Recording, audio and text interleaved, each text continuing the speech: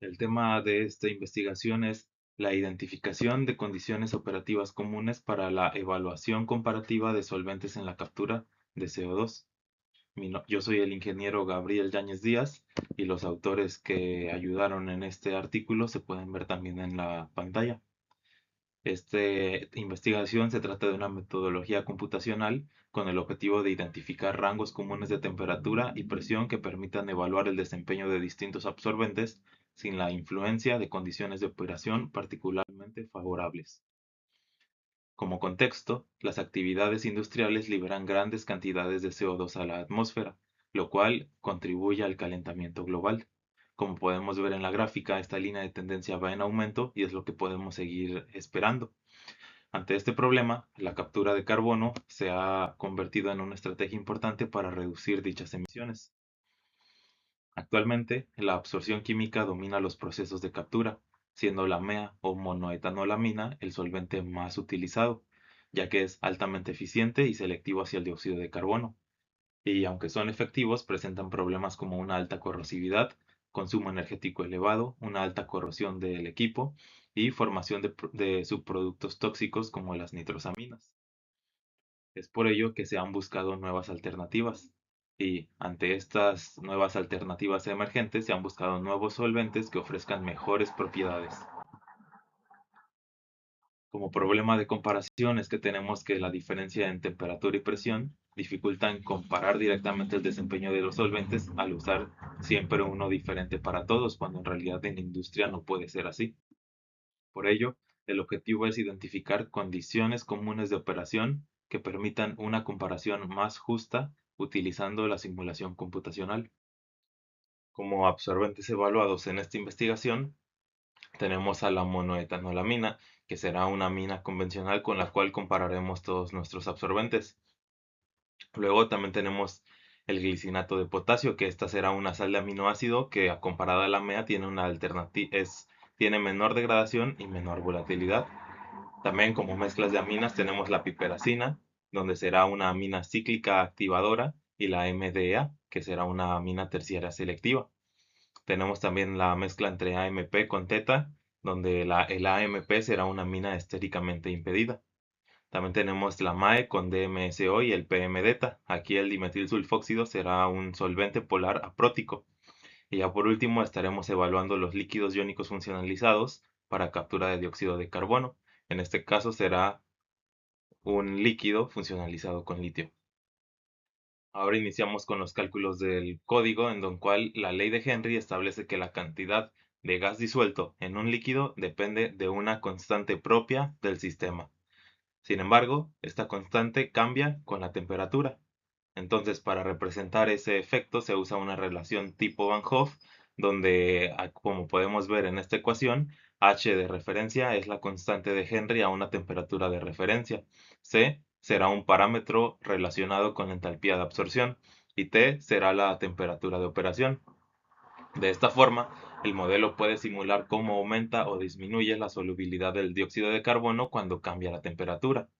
Este cálculo se realiza de forma vectorizada por todos los solventes, lo que garantiza que las diferencias observadas en el rendimiento se deban únicamente a las propiedades termodinámicas de cada sistema y no a variaciones en el procedimiento de cálculo. Una vez calculada la constante de Henry, se estima la carga de dióxido de carbono, que representa cuánta cantidad de este mismo puede capturar el solvente. Entonces, esta ecuación que podemos ver en la diapositiva indica que si la presión aumenta, la carga aumenta, y si la constante de Henry aumenta, la carga disminuye. Además, se incluye el factor alfa P, que representa de manera simplificada el efecto de las reacciones químicas entre el CO2 y el solvente. Esto permite distinguir los solventes físicos de solventes reactivos. Como medida de dispersión tenemos el coeficiente de variación, que será o es una medida estadística que indica qué tan dispersos están los valores respecto al promedio.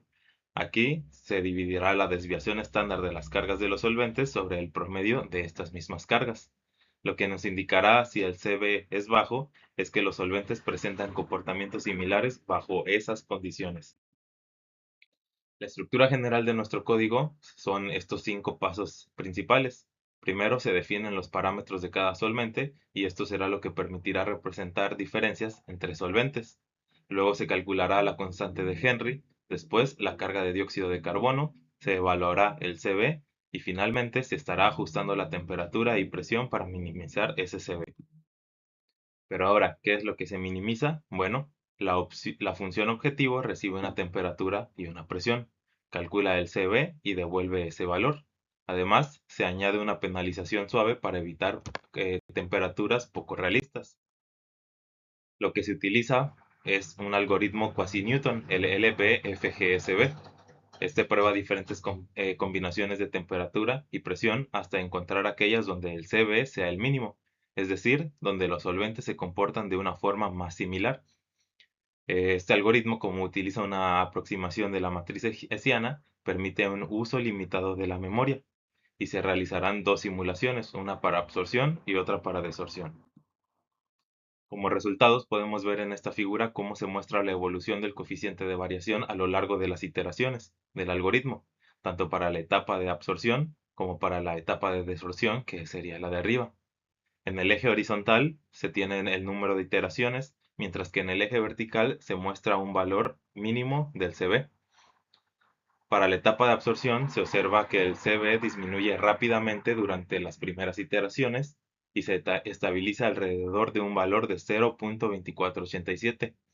Esto nos indica que el algoritmo encontró un conjunto de temperatura y presión donde las diferencias en la capacidad de carga entre los solventes se reducen de manera importante. En el caso de la desorción, el Cv parte de los valores cercanos a 1 y desciende gradualmente hasta alcanzar un valor mínimo de 0.8476. Aunque este valor es mayor que en absorción, la tendencia muestra que el algoritmo sí logra identificar el punto de menor dispersión posible dentro del rango de operación evaluado. Aquí lo que eso nos indica un Cv bajo es que los solventes, como dijimos anteriormente, se comportan de forma similar bajo estas mismas condiciones. Por lo tanto, durante la absorción es posible establecer condiciones comunes donde la comparación entre solventes es más justa. Por el contrario, el Cv más alto en desorción refleja que los solventes presentan diferencias energéticas importantes durante la regeneración, lo cual está asociado principalmente a sus distintas entalpías de absorción. Como conclusiones, podemos decir que al minimizar el coeficiente de variación, fue posible identificar rangos de temperatura y presión donde solventes químicamente distintos pueden compararse bajo un mismo marco de referencia. El valor del Cv indica que las diferencias en capacidad de cargas entre aminas, aminoácidos, sistemas bifásicos y líquidos iónicos se reducen significativamente. En contraste, durante la desorción, el Cv alcanza los valores más altos, lo que refleja la influencia dominante de la entalpía de absorción y de los mecanismos específicos de regeneración, limitando la homogeneización completa del desempeño entre tecnologías. La estimación de entalpías aparentes a partir de los coeficientes térmicos permitió relacionar el comportamiento termodinámico de los solventes con los requerimientos energéticos del proceso, y es importante aclarar que este modelo es simplificado y está diseñado para representar tendencias generales, no para reproducir de manera exacta el comportamiento real de cada sistema.